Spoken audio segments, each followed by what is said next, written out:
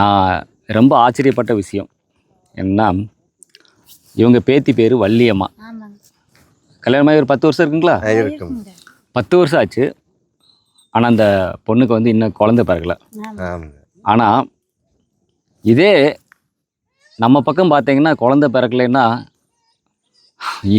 நிறையா பேர் வைப்பாங்க. அதே மாதிரி பார்த்தீங்கன்னா அவளுக்கு என்ன குறை, ஆஸ்பத்திரிக்கு போம்பாங்க. ஆனால் ஆணை சொல்லவே மாட்டாங்க. முக்கால்வாசி ஆணுகளுக்கு குறை தான் இருக்கும். ஆனால் பெண்ணவே தான் குறைன்னு சொல்லிட்டு இருப்பாங்க. ஆனால் இந்த மக்களை பார்க்கும்போது எனக்கு ரொம்ப சந்தோஷமாக இருக்குது. என்னென்னா 10 வருஷம் அந்த பொண்ணுக்கு வந்து குழந்தை இல்லை. ஆனால் வந்து அவங்க என்ன சொல்கிறாங்கன்னா, அவங்க சந்தோஷமாக இருக்கட்டும், குழந்தை எதுக்கு, அது பிறக்கும்போது பிறக்கட்டும், அவ்வளவுதான்.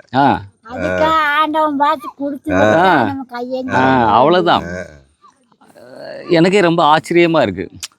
ஸோ இந்த கஷ்டப்படுற இந்த மலைவாழ் மக்களுக்கு இருக்கிற அறிவு கூட சில ஜென்மங்களுக்கு இல்லை அப்படின்னு நினைக்கும் போது தான் வேதனையாக இருக்குது. எத்தனை பேர் குழந்தை இல்லைன்னு சொல்லி கொடுமை பண்ணுறாங்க, வரதட்சணை கொடுமை பண்ணுறாங்க, கொலை பண்ணுறாங்க, எவ்வளோ டார்ச்சர் பண்ணுறாங்க.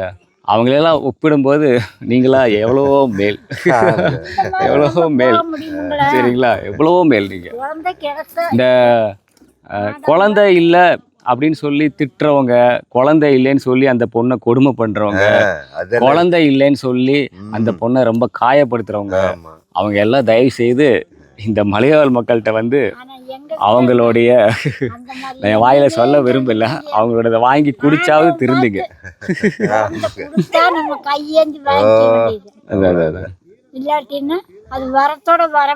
நல்லா வாழட்டு உழைக்கிட்டு அதுக்காக சந்தோஷமா இருக்குது.